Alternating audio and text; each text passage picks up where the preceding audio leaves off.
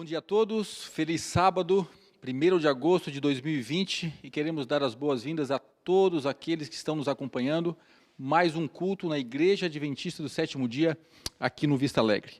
Temos a oportunidade de, mesmo em meio às adversidades, poder adorar ao nosso Deus. E não é porque a igreja está fechada que nós vamos deixar de adorar. A igreja pode estar fechada, limitada nesse momento, mas nós podemos juntos adorar a Deus nesta manhã. E isso vamos fazê-lo, todos juntos, abrindo a palavra do Senhor, ouvindo da palavra do Senhor, orando e cantando também. Que todos possam se sentir bem nesse dia, nesta manhã, ao adorar o nosso Deus. E nós vamos dar continuidade cantando o hino, número 531, 531, do Santo Sábado és o Senhor.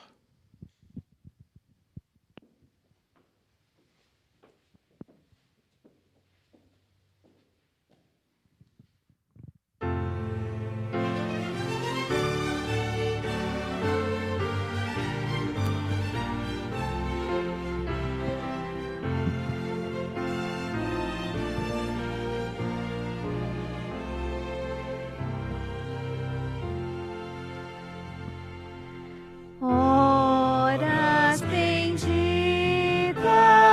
santas e felizes são as que passo junto a ti, meu Deus. Ó Mestre amado, Criador divino do Santo Sábado, tu és Senhor. Busco tua face de manhã bem cedo, pois tuas bênçãos quero receber. Ó Mestre amado, Criador divino do Santo Sábado, tu és Senhor. E logo à tarde, quando o sol se esconde, quero prostrado aos teus pés estar. Ó Mestre amado, Criador divino do Santo Sábado, tu és Senhor.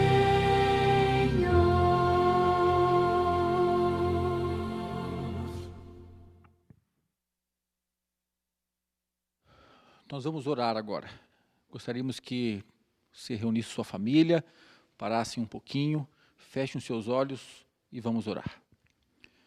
Pai querido, obrigado mais uma vez pela oportunidade que temos de poder te adorar, de poder lembrarmos que o sábado é especial e que é um dia que foi feito para nos lembrarmos que somos tuas criaturas, que o Senhor é o nosso mantenedor e que o Senhor é o nosso salvador também.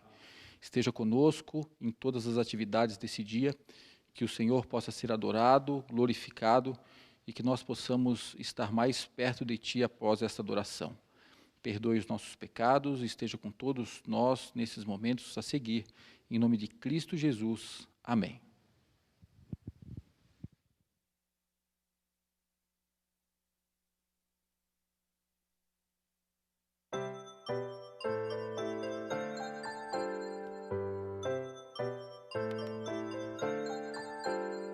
Chegou a hora de adorar ao Senhor. Olá, crianças. Bom sábado.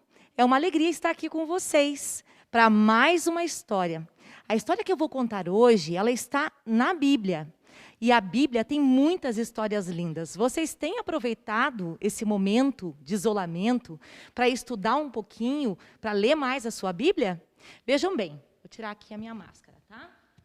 Então, a história que eu vou contar para vocês é a história que a gente já tem ouvido há alguns sábados. É a história de Jacó. Na semana passada, vocês viram que Jacó teve um encontro com seu irmão Esaú e seguiu, então, em direção à casa de seu pai. Ele chegou lá na casa e qual foi a emoção a encontrar Isaac, que já estava mais velhinho. E olha só que legal, gente. Nesse encontro, Isaac deu perdão para o seu filho. Jacó ficou muito emocionado. E foi lá, na casa do seu pai, que ele começou a relembrar, então, de tudo que ele tinha visto, de tudo que ele tinha passado naquela casa. Ele lembrou do sonho, o sonho da escada, que os anjos subiam e desciam. Jacó também pôde se lembrar do travesseiro de pedra. Jacó também se lembrou da promessa, a promessa de que jamais Deus o abandonaria, o acompanharia por onde quer que fosse. Detalhe é que neste momento Jacó se lembrou de agradecer a Deus. Sabe o que ele fez? Ele fez um altar e nesse altar ele adorou o nome de Deus. Você sabia que você também pode fazer um altar aí na sua casa? Talvez não com pedras, mas você pode se ajoelhar e você pode orar a Deus. Você também pode cantar hinos em louvor ao seu Deus. E pode ter um espírito de gratidão, assim como Jacó teve. Sabe? Jacó, nesse momento da vida dele, ele já tinha uma família grandinha. Eu quero saber se vocês sabem quantos filhos Jacó tinha nessa fase da vida. Eu trouxe aqui os filhos dele. Ó. Vamos contar? Olha só. Deixa eu ver se você consegue visualizar aí. Ó. 1, 2, 3, 4, 5, 6, 7, 8, 9, 10, 11, 12 filhos. Sim, Jacó tinha 12 filhos. Interessante que esses filhos, 10 deles já eram homens adultos. E olha só que legal. Eles viviam numa família numerosa, numa família grande, mas nessa família tinham os pequenininhos, né? José era um deles. José era o adolescente, né, da família. Jacó cometeu o mesmo erro de seus pais. Sabe o que Jacó fez? Ele passou a amar mais José que os outros filhos. José era filho de Raquel, a mulher amada de Jacó. A Raquel já não estava mais, né, perto deles. Ela tinha morrido logo que ela teve Benjamim. E nessa situação aqui, em que o pai acabou amando um filho mais que o outro, a gente teve aqui nessa família um problemaço. Sabe por quê? Porque Jacó se esqueceu de um princípio bíblico e de um princípio divino, que é amar a todas as pessoas igualmente. Sabe, Jacó ficou pensando, ai, José, o meu filho tão querido, tão obediente, de fato José era um menino muito obediente. Ai, quem sabe, né, se José ganhasse a primogenitura, mas não vai ganhar, porque é novo, né? Então, Jacó teve uma ideia. Vou dar uma capa para o meu filho, digna de um rei. E olha lá, José começou a desfilar com a sua capa colorida. Olha lá, estou colocando a capa aqui no José. Olha lá o José andando lindamente. E os irmãos de José não gostaram nada dessa situação. Eu vou pegar aqui os irmãos de José. Sabe o que eles fizeram? Eles começaram a ficar muito chateados com o que estava acontecendo. Tá? E José desfilava e os irmãos ali só acompanhando esse desfile todo. Tinha uma outra coisa que José fazia que os irmãos não gostavam. Sabe qual era? Não gostavam. José, ele fazia muita fofoquinha. Ele contava para o pai dele o que os irmãos faziam de errado. E, além de tudo isso, José teve 2 sonhos. Sabe o que José sonhou? No primeiro sonho, José chegou contando para os irmãos que eles estavam, no sonho, né? Eles estavam num campo, amarrando feixes de trigo, e o feixe de José foi para o meio, enquanto o feixe dos irmãos se inclinavam diante deles. Nossa, os irmãos de José não gostaram nadinha do que eles ouviram. Teve também um segundo sonho, que o sol, a lua e 11 estrelas também se curvavam para José. E os irmãos, então, nossa, ficaram indignados. José está se achando demais. O que vocês acham? Né? Olha só a situação. Um dia, Jacó pediu para que José fosse, então, se encontrar com seus irmãos que tinham ido para uma viagem, né? E Jacó já estava sem notícia dos filhos dele. E disse: José, vai até os seus irmãos, leva alimento para eles e traz notícias para mim. Sabe mais ou menos quantos quilômetros José andou? 97 quilômetros. É quase perto de Ponta Grossa, andando, tá? Quando José chegou, os irmãos já estavam ali, meio reunidos, e foram vendo de longe José chegar, e eles pensaram: pessoal, lá vem o sonhador, o que vocês acham? Vamos pôr um fim nessa história? Vamos matar José? Não aguento mais, esse cara se acha demais. Rubens, o irmão mais sensato, falou: não, galera, vamos fazer o seguinte, vamos jogar José num buraco escuro, tiramos a capa dele, e daí a gente leva lá para o pai e diz que alguma coisa aconteceu com ele. E foi exatamente isso que eles fizeram. Pegaram José que chegou assim, né, super querendo ver os irmãos, conversar, de repente se alimentar. Foi tirada a capa de José. E olha lá, José foi parar nesse buraco. Gente, olha só a situação. José foi levado para esse buraco pelos seus próprios irmãos. A história nos ensina algumas lições, porque José, mesmo nessa circunstância terrível, ele perdoou os seus irmãos. E sabe quem colocou esse sentimento de perdão no coração de José? Foi Jesus. Se tem alguém aí que está chateando, peça a Jesus, tá? Para ele colocar no seu coração esse sentimento de perdão sincero. E tem uma outra lição que a gente pode aprender, né? A primeira é amar, perdoar, independente das circunstâncias. E a segunda essa segunda lição eu vou ler para vocês. Ela está na Bíblia, em Isaías 40, versículo 31. Os que esperam no Senhor estão sempre renovando as suas forças. José, mesmo nessa situação difícil, não desistiu de Deus. Ele foi, por meio de Deus, renovado. E assim, ele passou uma vida ao lado de Jesus, alcançando muitas vitórias. Espero que vocês tenham isso em mente. Perdoar e, acima de tudo, amar e confiar em Deus. Vamos fazer uma oração? Querido Jesus, obrigada por esse dia especial. Coloca em nós, Senhor, o sentimento do perdão.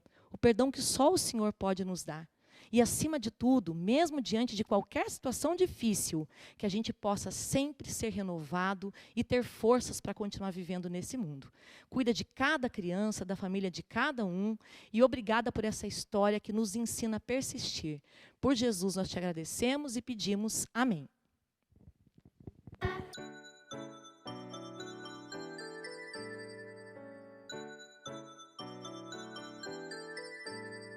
Agora vamos em família.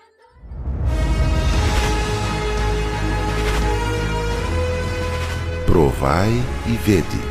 História de hoje: meu talento, meu ministério. A Bíblia está repleta de pessoas que dedicaram suas vidas a uma tarefa muito especial: conduzir o povo de Deus. Lembramos de Noé, Abraão, Moisés, Josué, profetas e outros. Mas a história não termina aí. A história continua em nossos dias, quando vemos professores em suas classes conduzindo o povo de Deus, através do estudo da lição da escola sabatina. O trabalho continua quando vemos os jovens liderando a juventude nos caminhos do Senhor. O trabalho continua quando vemos em ação a força das mulheres ocupando espaços tão significativos na pregação do Evangelho. O trabalho continua quando vemos nossos líderes, anciãos e pastores dedicando suas vidas à missão de liderar, pregar e salvar. O interessante é que não precisamos ir muito longe para encontrar essas pessoas. Elas estão bem pertinho de nós. Elas fazem dos seus talentos o seu ministério. Aqui em Campo Grande, Mato Grosso do Sul, existem muitas pessoas assim, totalmente envolvidas na missão. Especificamente na igreja do bairro Universitário, encontramos muitos exemplos de homens e mulheres dedicados à obra missionária.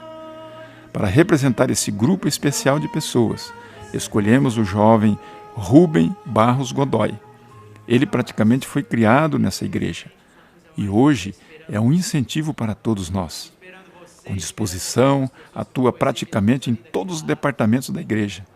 Hoje, como primeiro ancião, ele exerce uma grande influência sobre os irmãos.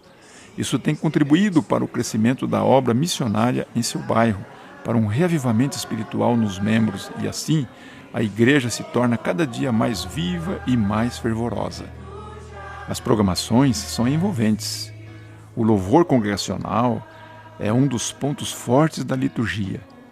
Ao tocar o piano e liderar uma pequena banda musical, Rubem está contribuindo para desenvolver outros talentos e criar um clima de participação, espiritualidade e adoração.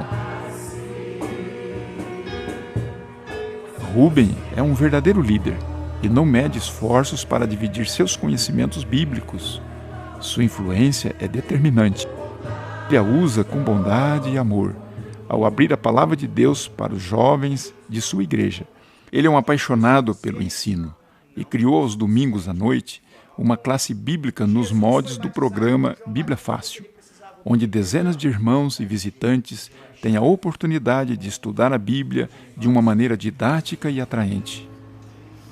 Muitas pessoas têm tomado a decisão pelo batismo através dessa classe bíblica. Decidido a usar todo o seu tempo para pregar o Evangelho, Rubem ainda dá estudos bíblicos nas casas dos interessados.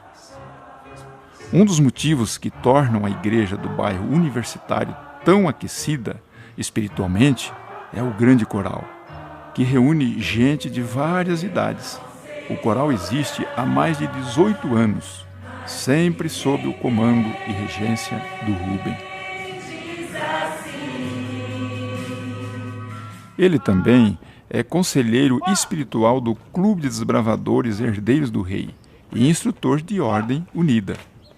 Sua conduta cristã e sua liderança têm levado os membros da igreja a realizarem coisas importantes. Uma delas é a concretização de um grande sonho: inaugurar a nova igreja, construída bem ao lado da igreja atual. Em seu trabalho como professor universitário no curso de Engenharia Elétrica, Rubem sempre testemunha de sua fé.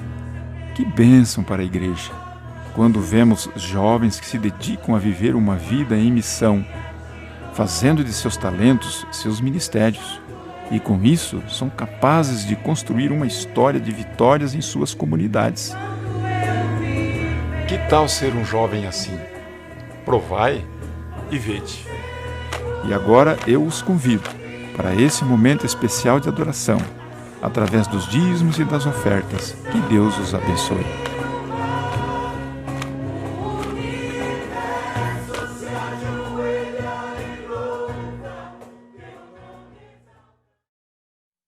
O Senhor, no livro de Malaquias, diz o seguinte: tragam o dízimo completo para o tesouro do templo, para que haja ampla provisão na minha casa. Ponha-me à prova e vejam se não vou abrir o próprio céu para vocês e derramar bênçãos, além dos seus sonhos mais improváveis. E a Bíblia, nessa versão da mensagem, continua dizendo: no que depender de mim, vou defender vocês contra os saqueadores e proteger seus campos e hortas contra os ladrões. É a mensagem do Senhor dos Exércitos de Anjos. Nós podemos adorar o Senhor através dos nossos dízimos e ofertas, mesmo com as limitações que estamos tendo nesse momento. Nós temos 3 maneiras de fazer isso. Uma delas é através do aplicativo Serve-me, que você deve conhecer. Se não souber, nós estamos à disposição de vocês de passar mais informações sobre isso.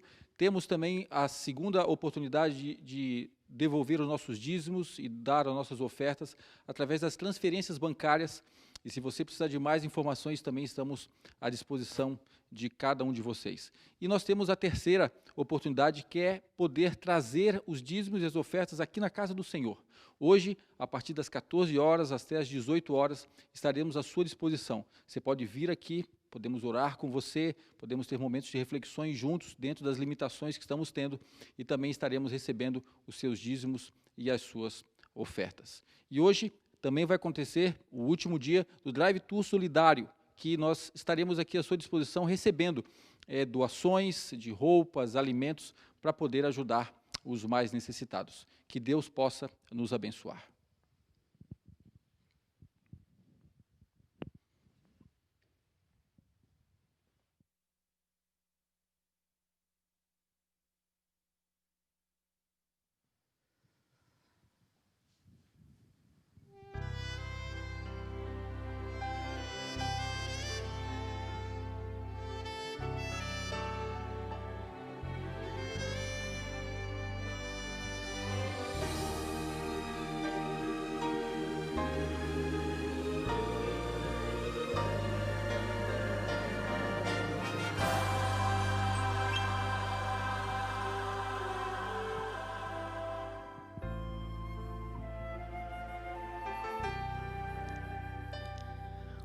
Pai, eu queria tanto ver o meu Senhor descer, vindo me encontrar. Eu posso até imaginar a refulgente glória do Senhor Jesus, transpondo as brancas nuvens no mais puro azul, onde nem sul nem norte existirá. E em meio a lágrimas, sorrisos de alegria e de prazer,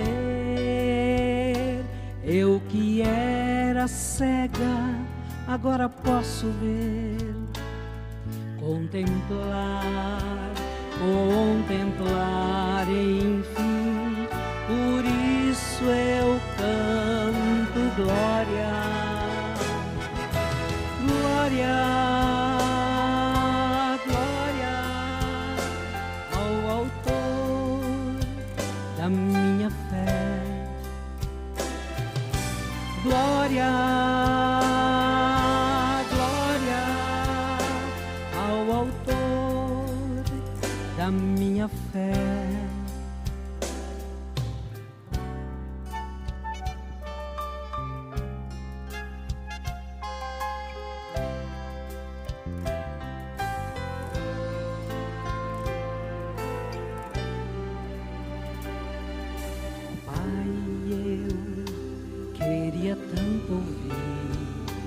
O som que vai abrir o encontro triunfal, rever amigos que um dia em Cristo foram feitos meus irmãos, e agora sim podemos dar as mãos,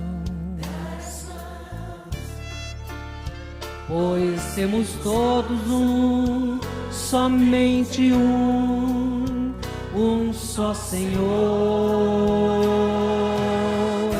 E eis o consolo que envolve a minha vida, o meu Senhor Jesus, que foi morto sim naquela cruz,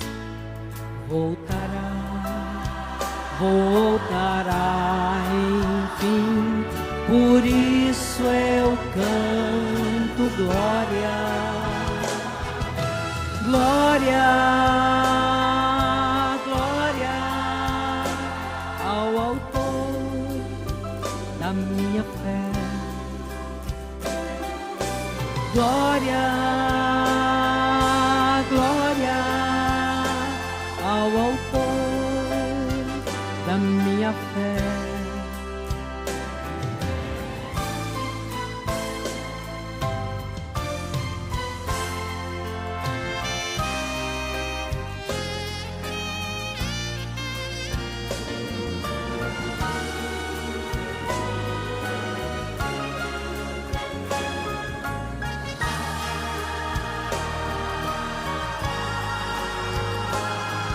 Glória ao Senhor, glória ao Senhor, glória ao Senhor, o autor da minha fé. Glória ao Senhor, glória ao Senhor, o autor da minha fé. Glória ao Senhor, glória ao Senhor, glória ao Senhor, o autor da minha fé. Glória ao Senhor, glória ao Senhor, o autor da minha fé.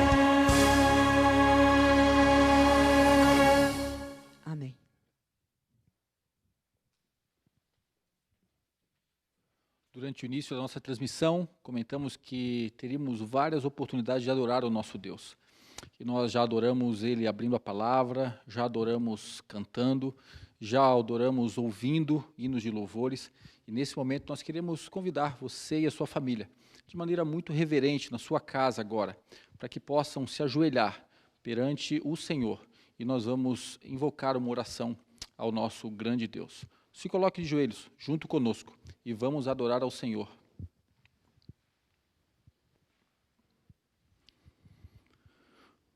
Onipotente Pai, querido Deus que estás nos céus, obrigado mais uma vez pelas oportunidades que o Senhor nos dá de, através da oração, podermos estar um pouco mais perto de Ti. Obrigado porque, de alguma forma, estamos ajoelhados, estamos conectados, estamos com o coração aberto e a mente aberta para receber a Tua palavra. Se há alguém nesse momento que conectou para ouvir a Tua palavra, que possa ser alimentado por Ti, Senhor, e possa, de alguma forma, estar mais bem preparado espiritualmente, e que a sua vida possa ser uma bênção, não só para aqueles que estão ao seu redor, mas para todos aqueles que entrarem em contato com cada irmão que está nesse momento ouvindo a Tua palavra. Que nós possamos, de alguma maneira, estar sempre Te buscando, que nós possamos, de alguma maneira, abrir a Tua palavra, orarmos, nesses momentos que estamos um pouco mais confinados, que estamos com um pouco mais de limitações, que nós possamos, de uma forma ou de outra, Te buscar e que a nossa adoração possa ser fortalecida através desses dias. Que realmente nós e toda a nossa família possamos estar conectados contigo através da Tua palavra. Que o Senhor possa estar com cada família aqui representada, que as pessoas possam Te buscar dia a dia, possam sentir o Teu amor no coração de cada pessoa que está ouvindo, e que as pessoas possam, mesmo em meio a dificuldades e limitações, estar crescendo espiritualmente. Que o Senhor possa estar nesse momento com o pastor Júlio, que vai abrir a Tua palavra, e que nesta manhã todos possamos sair daqui revigorados e possamos estar alimentados através da Tua palavra. Perdoe os nossos pecados, esteja conosco, que Teu Santo Espírito possa nos abençoar também, que possamos entender a mensagem que vai ser dita agora e que possamos colocar em prática em nossa vida diária. Te pedimos essas bênçãos em nome de Cristo Jesus, o nosso Salvador. Amém.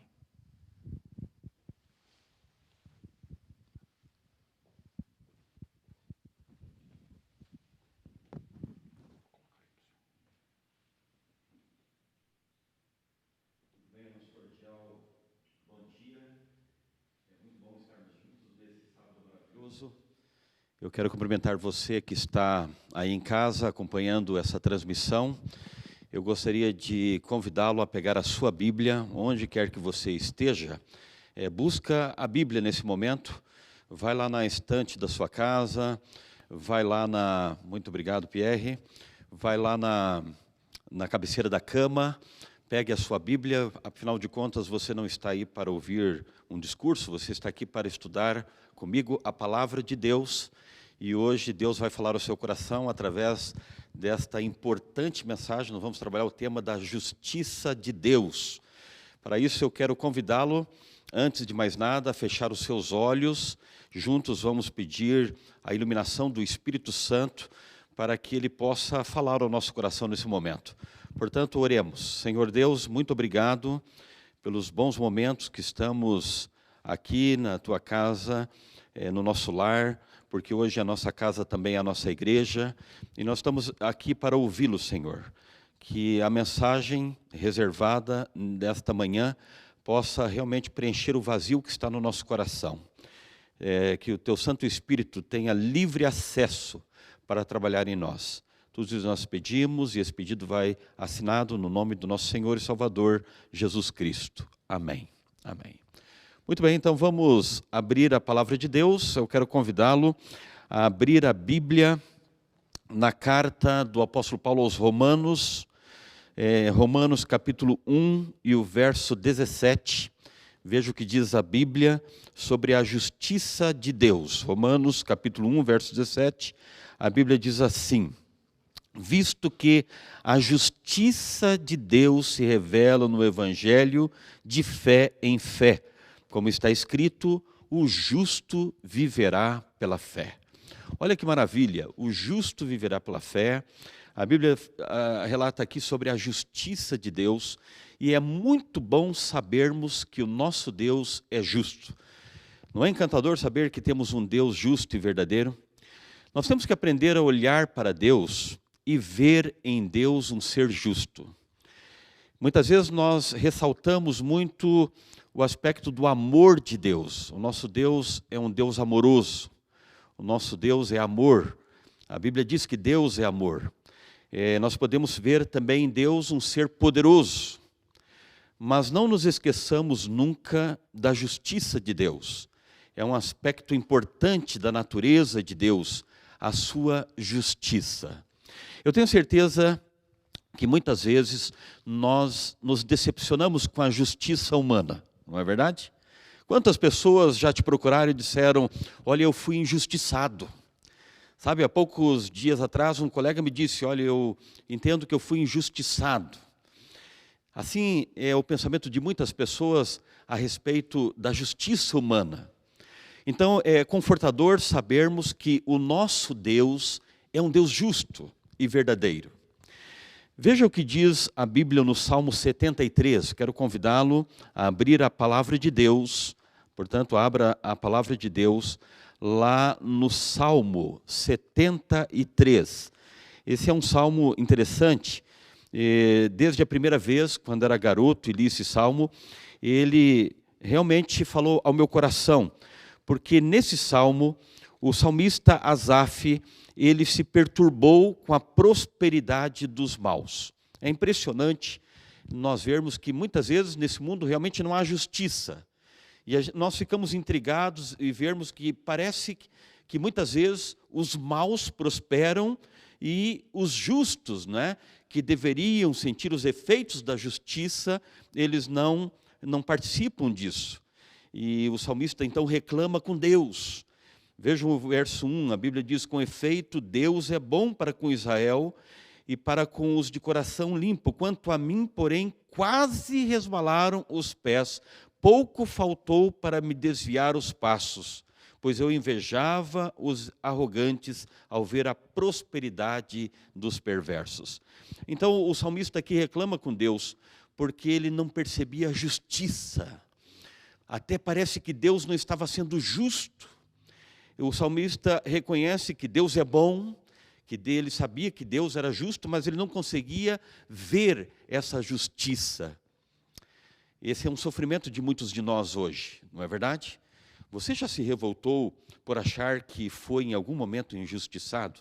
Eu quero que você olhe bem aqui nos meus olhos e eu quero dizer para você, não sofra com isso. Confie em Deus, confie na justiça de Deus. Porque Deus é justo e Ele sempre está fazendo justiça. E sabe o que acalmou o coração do salmista Asaf?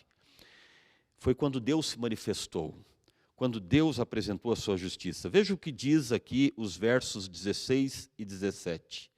Ele diz, em só refletir para compreender isto, achei muito pesada a tarefa para mim, até que entrei no santuário de Deus e atinei com o fim deles. Percebam que aquele sofrimento, aquele pensamento, aquele sentimento de parecer que não há justiça nesse mundo, acabou quando Deus se revelou a Asaf e disse, Asaf, veja o futuro, veja que eu sou um Deus justo, veja que tudo está sendo registrado. Em Daniel capítulo 7, a Bíblia fala do santuário de Deus sentado no seu trono. A Bíblia menciona a respeito de livros. Existem livros nos céus que estão registrando tudo o que fazemos. Ao livro da vida, ao livro da morte, tudo está sendo registrado nos livros dos céus. Há um tribunal lá no céu, diz a palavra do Senhor.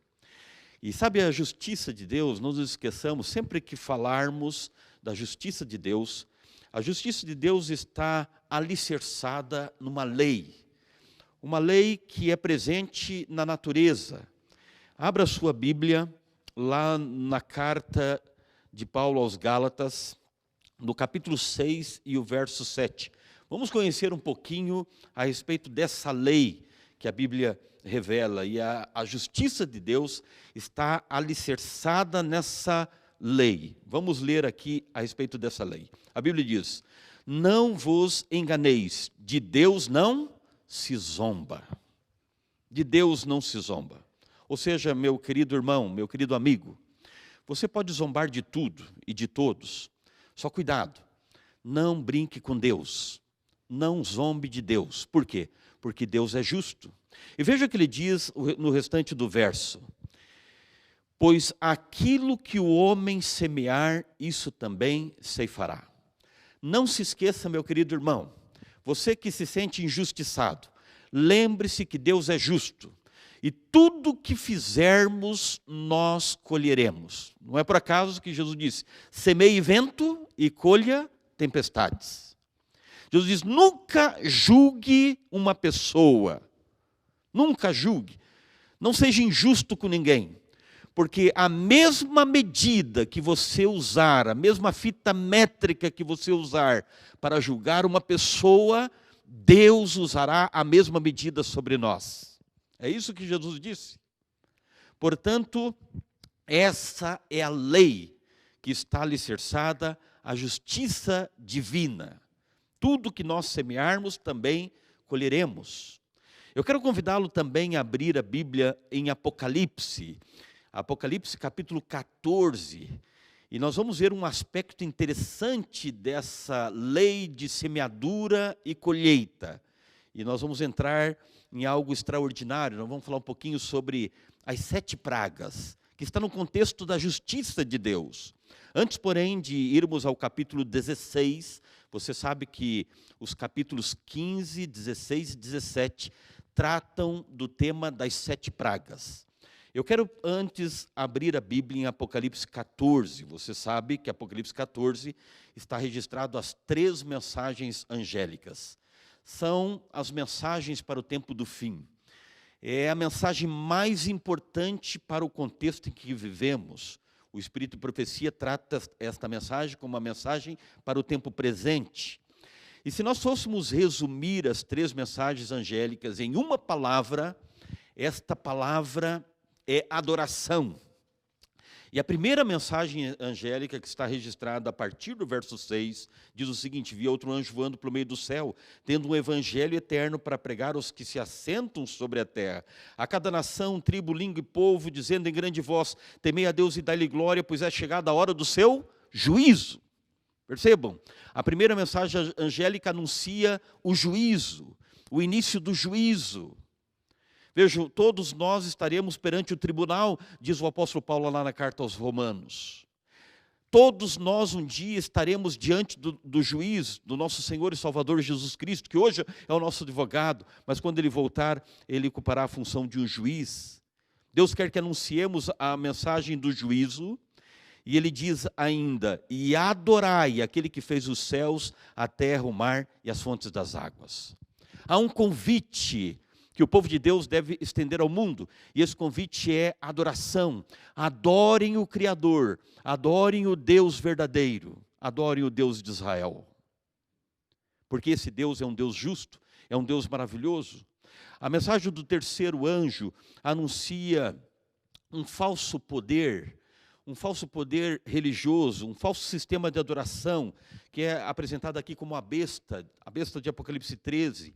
E veja o que diz o verso 9: seguiu-se a este outro anjo, o terceiro, dizendo em grande voz: se alguém adora a besta, a sua imagem, e recebe a sua marca na fronte ou sobre a mão, também esse, percebam aqui, esse verso é crucial no tema de hoje, o verso 10, também esse beberá do vinho da cólera de Deus, preparado sem mistura do cálice da sua ira, e será atormentado com fogo e enxofre, diante dos santos anjos e na presença do Cordeiro.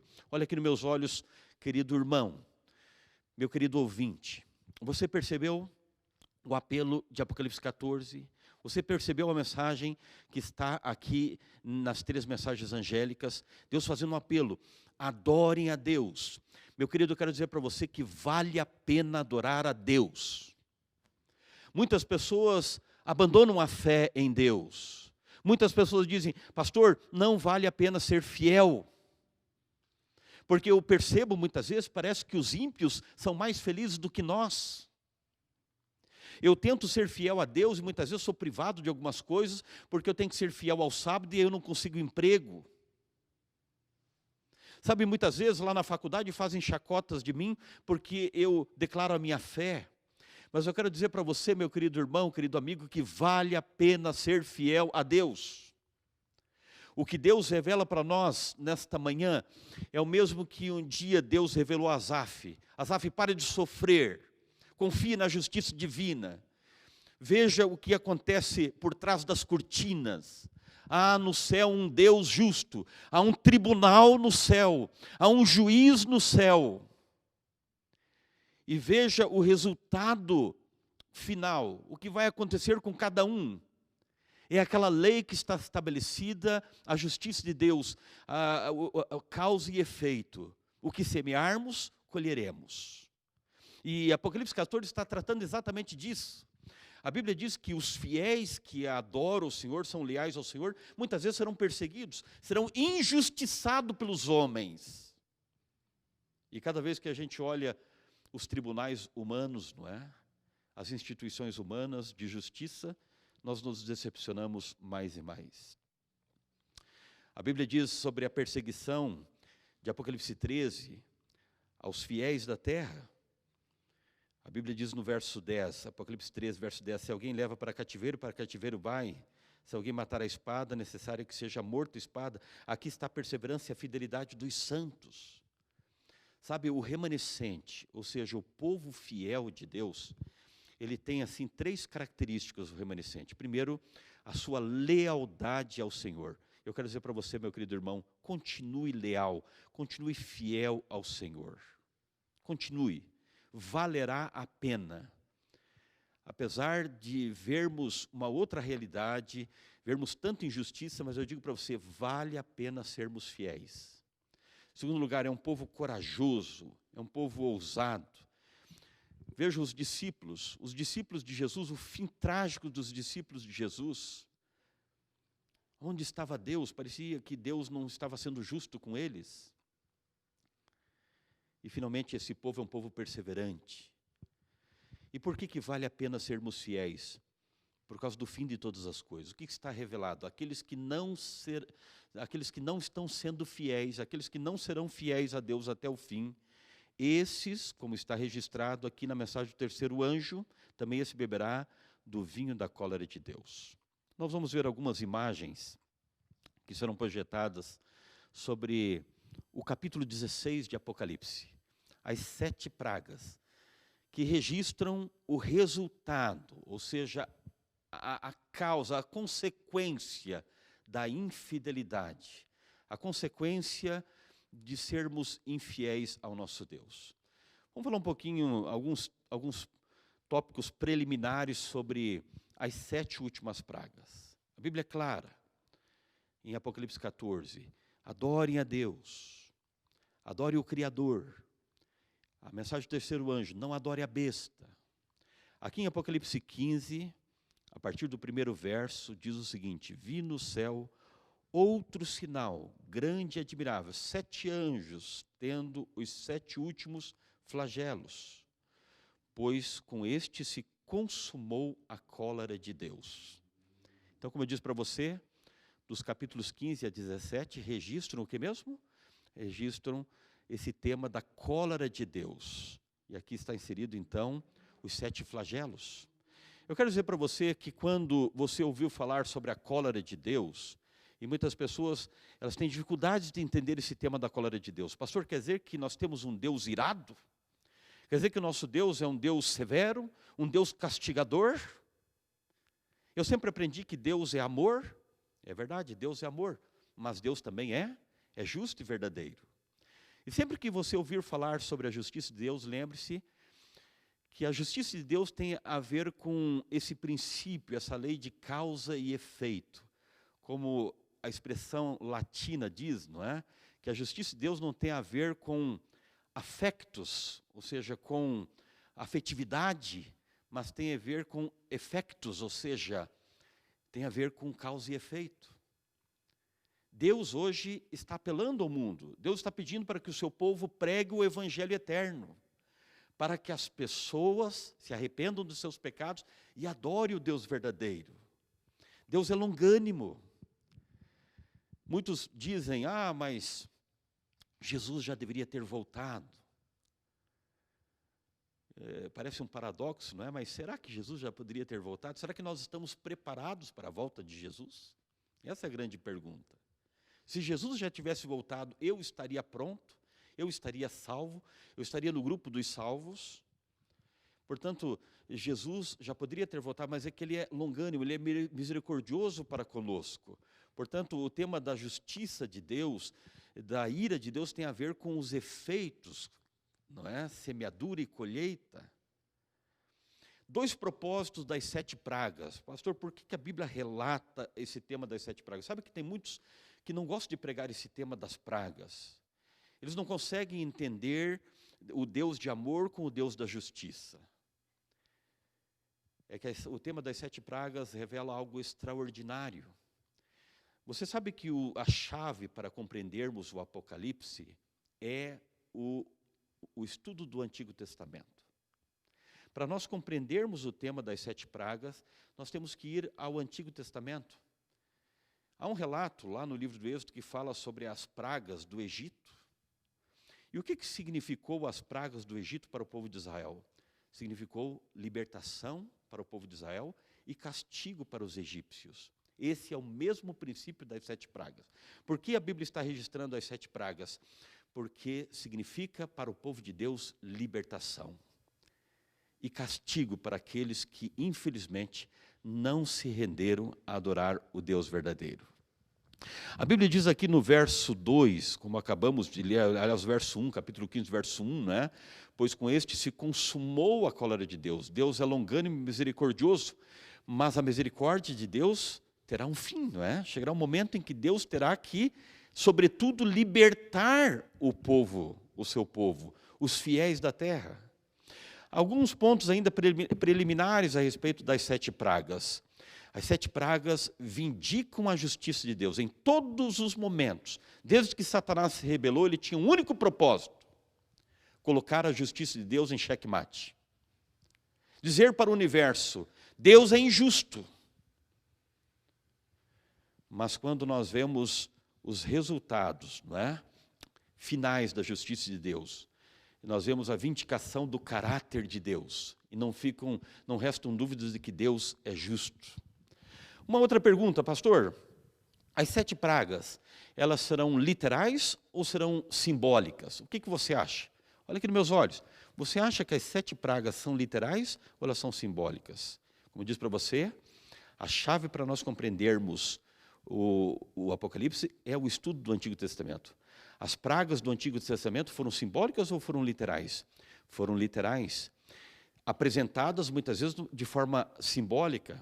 Quando a Bíblia fala de taças cheias da cólera de Deus, não significa em nenhum momento que seja um líquido, um antídoto, né, usado literalmente.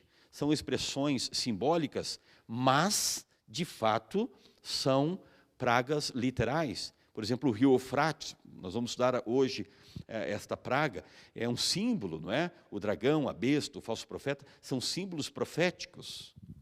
Quando as pragas cairão, pastor? Nós estamos enfrentando uma pandemia, essa peste. Pastor, será que já são as 7 pragas? Será que já é uma praga, essa Covid-19? Não. Isso não faz parte das 7 pragas. Por quê? Porque as pragas, elas acontecerão em que momento profético? Após o fechamento da porta da graça. Veja o verso 2, diz, né? E os que venceram a besta, a sua imagem, ou seja, são para os vitoriosos, que foram fiéis até o fim. Lembre-se de uma grande diferença. As catástrofes não são pragas.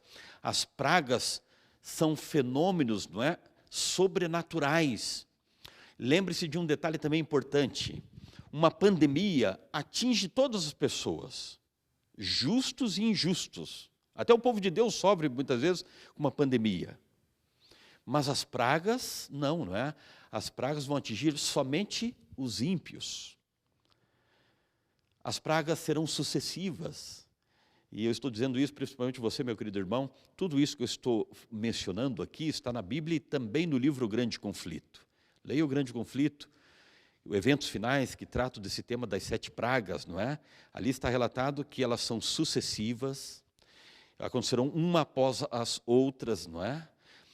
A maioria das pragas, elas não serão universais, e graças a Deus por isso, porque senão seria o fim do planeta logo com o derramamento da primeira praga, não é? Então vamos conhecer um pouquinho, rapidamente, nós temos pouco tempo, mas eu quero apresentar para você aqui, de forma bem resumida, sucinta, essas pragas registradas na Palavra de Deus. Veja aqui, ó. A primeira praga diz o seguinte: ouvi vinda do santuário uma grande voz, dizendo aos 7 anjos, ide e derramai pela terra as 7 taças da cólera de Deus.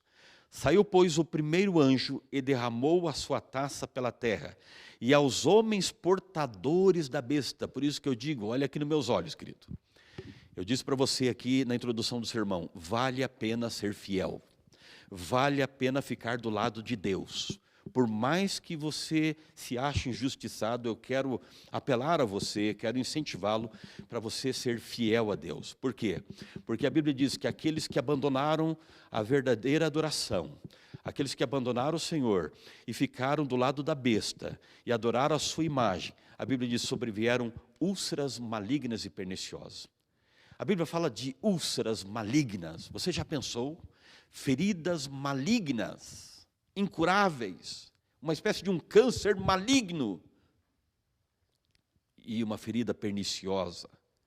Essa é a primeira praga. E todos os ímpios, não é, sofrerão com essa praga. A segunda praga diz o seguinte: derramou o segundo a sua taça no mar, e este se tornou em sangue, e não é qualquer sangue, como de morto.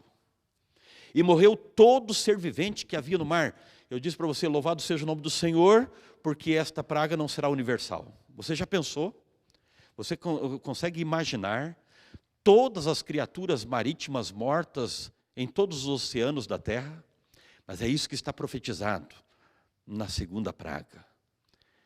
É por isso que eu digo para você, meu querido irmão, seja fiel a Deus, para que Deus nos livre dessas pragas, para que Deus, assim como Ele esteve do lado do povo de Israel lá no Egito, não é? Preservando o povo de Israel, que tinha nos umbrais da sua casa o sangue do Cordeiro, que sejamos também libertos pelo sangue de Jesus.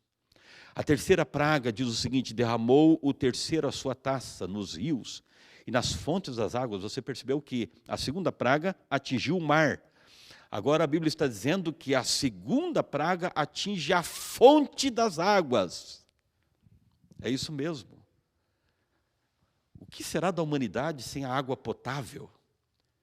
Imagine as fontes das águas, jorrarem das fontes das águas sangue. Então eu ouvi o anjo das águas dizendo: tu és o quê? Leiam comigo. Justo. Qual é o nosso tema hoje? A justiça de Deus. O que eu disse para você? Que o estudo das 7 pragas vindicam a justiça de Deus. As pragas estão sendo derramadas e os anjos estão dizendo: isso está acontecendo porque Deus é justo, porque Ele está respeitando uma lei que Ele colocou de causa e efeito. Antes de Deus derramar as pragas, Ele está dando oportunidade para que as pessoas façam uma escolha sábia. Tu és justo, tu que és e que eras santo, pois julgastes estas coisas. Portanto, derramaram sangue de santos e de profetas. Veja como Deus é justo. O povo de Deus foi perseguido. O povo de Deus foi morto.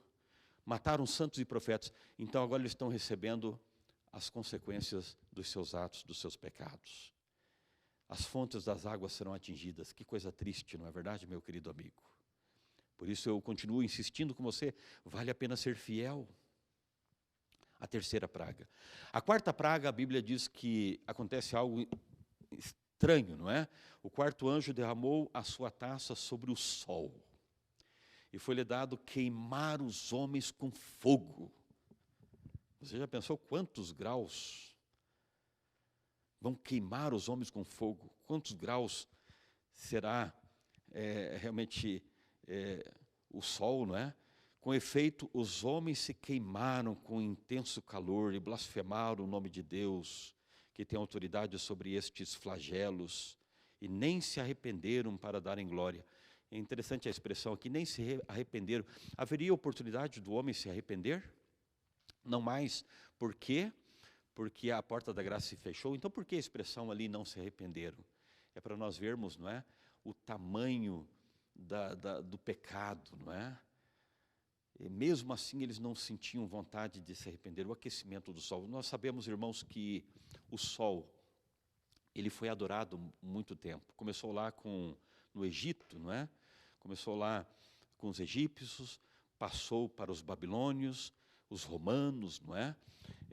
Hoje se cultua o dia do sol. A Bíblia diz aqui em Deuteronômio capítulo 4, verso 19, para nós guardarmos os nossos olhos de ver o céu e adorar ali o sol, a lua e as estrelas. Você sabe que o sol é um símbolo do paganismo. Ou seja, esse Deus Sol, em que muitos depositaram a sua fé, e a marca da besta tem a ver com a adoração a esse dia do sol.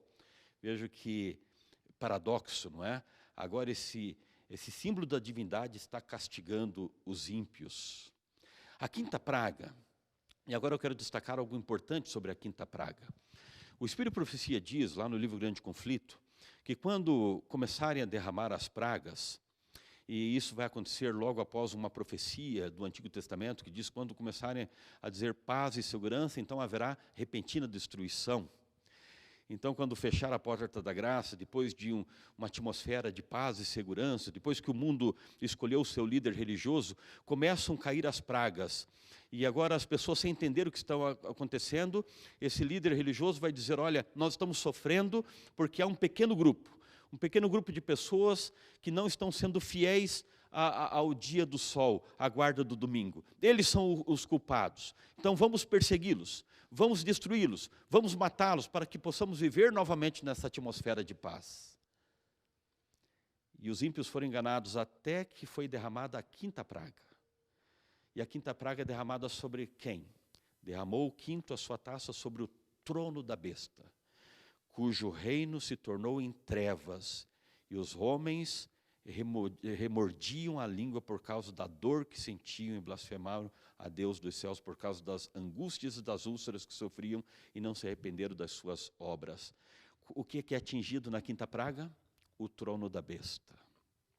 O Espírito de Profecia diz, queridos, que quando o trono da besta for atingido, então o mundo que foi enganado até então, eles vão cair em si. Eles vão reconhecer que eles foram enganados. Toda a fé que eles depositaram no trono da besta, a besta é um símbolo de uma falsa adoração, por isso a terceira mensagem diz, não adorem a besta. É um sistema religioso apostatado. Não adorem a besta. E quando a quinta praga cair exatamente sobre o trono da besta, eles vão dizer, puxa, mas Deus está castigando o trono da besta? Esse trono, esse poder religioso que nós tanto confiávamos? E então o apoio da população vai se esvaziar. E agora começa a ser registrado a sexta praga, não é? A sexta praga que tem a ver, vejam, tem aqui algumas reportagens que falam desse ecumenismo, desse líder religioso mundial que começa a tomar força com todos os sistemas religiosos cristãos. E a sexta praga, que é a mais difícil de ser atendida, fala exatamente sobre o último engano de Satanás. A sexta praga diz o seguinte, derramou o cesto a sua taça sobre o grande rio Eufrates, cujas águas secaram, para que se preparasse o caminho dos reis que vem do lado do nascimento do sol.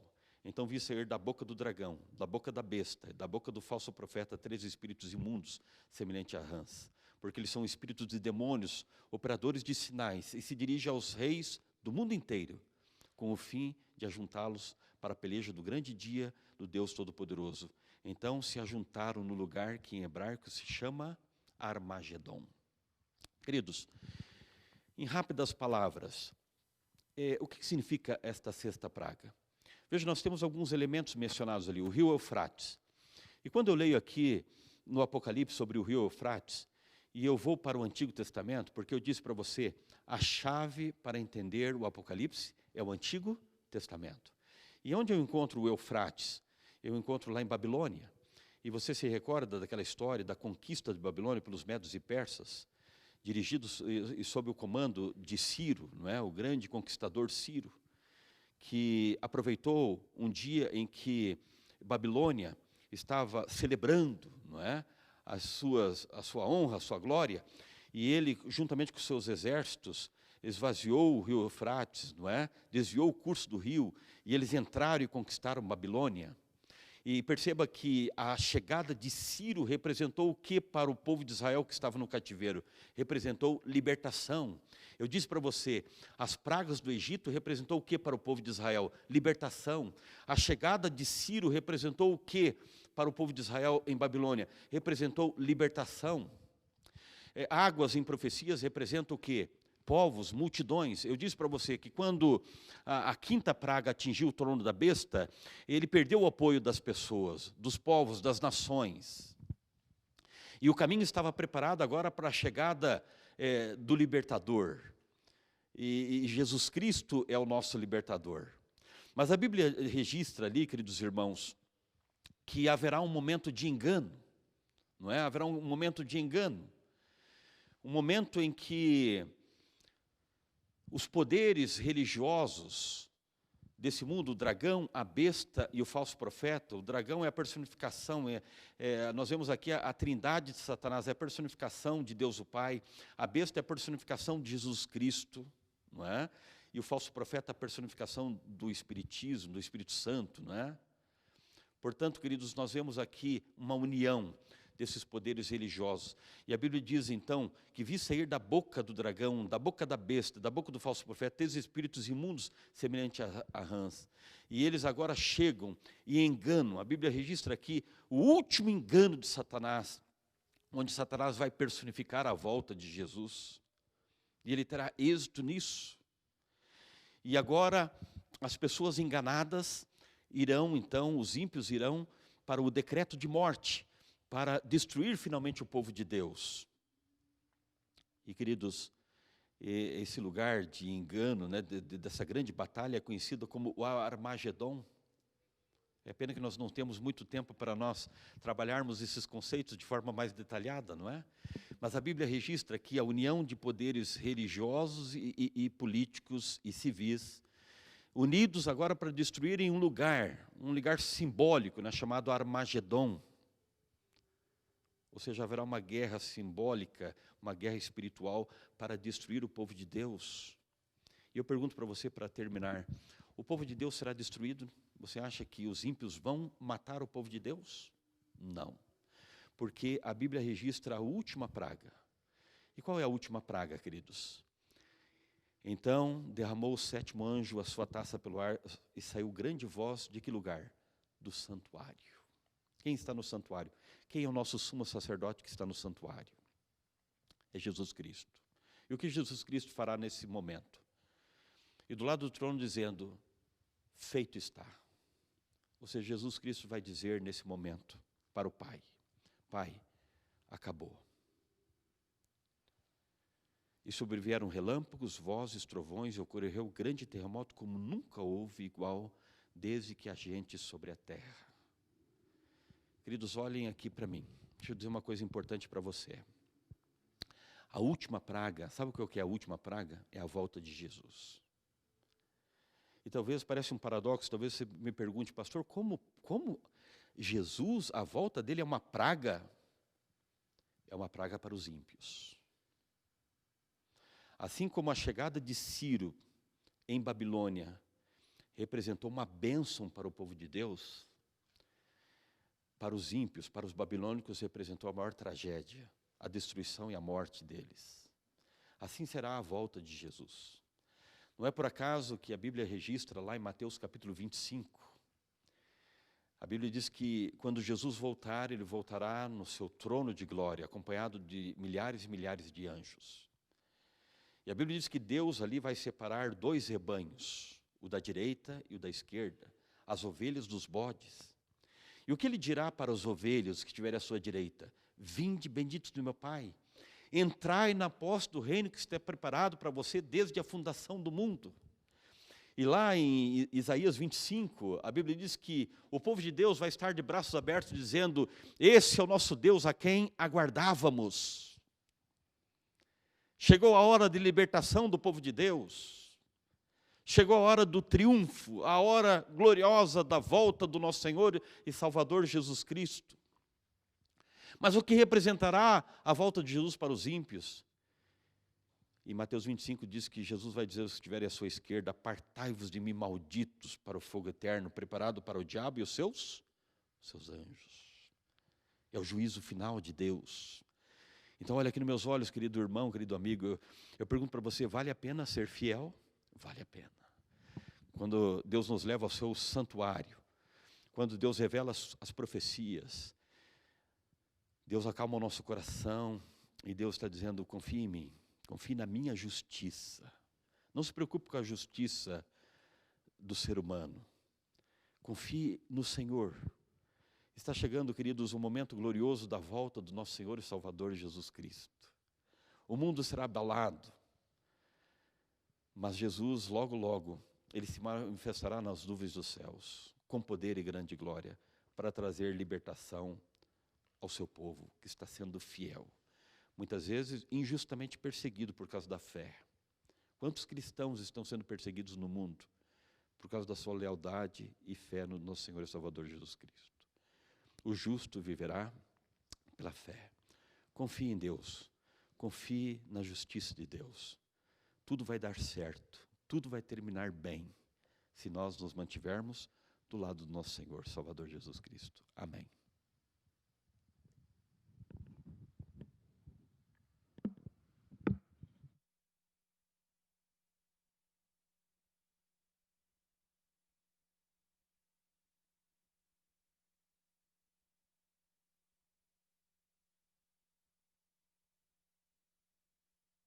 Vamos cantar com a voz e com o coração para louvar a Deus e terminar esse culto, o hino de número 528, sábado.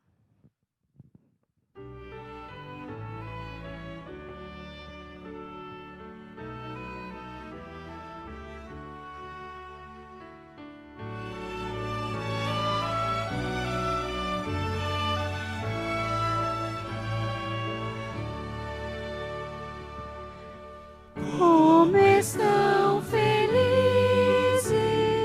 nossos corações, livres de cuidados, lutas e aflições. Damos-te louvores, nosso Criador, neste santo dia, dia do Senhor. Somos atraídos pelo teu amor, nestas horas santas, cheias de dulçor. Este amor nos fala bem ao coração,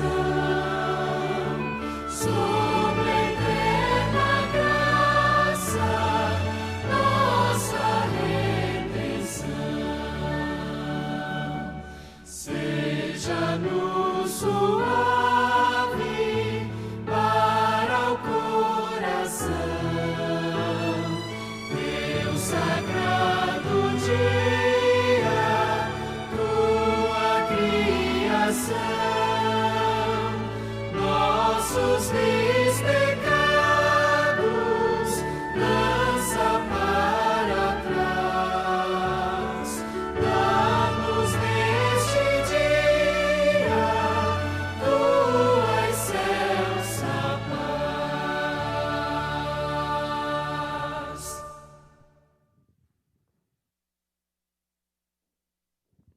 Muito bem, após meditarmos e participarmos desse lindo louvor, vamos falar com o nosso Deus. Oremos. Senhor Deus, muito obrigado pelos bons momentos que passamos aqui nesta manhã ouvindo a Tua palavra. É muito bom aprendermos que o Senhor é um Deus maravilhoso, é um Deus eterno. O Senhor é um Deus de amor, é um Deus poderoso e também é um Deus justo. Nesse mundo não há amor, nesse mundo não há justiça. E é muito bom abrir a Tua palavra e saber que o Senhor é justo, que o Senhor ama a justiça, o Senhor ama os justos da terra. E coloque esses princípios de justiça no nosso coração.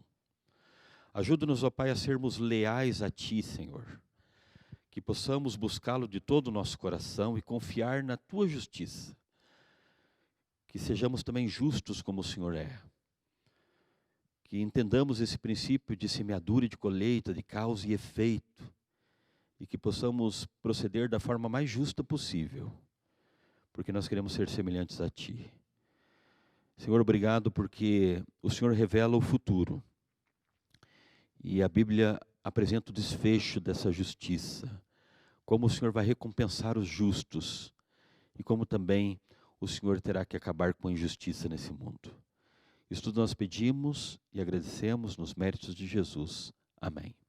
Que Deus te abençoe e tenha um excelente restante de sábado. Amém.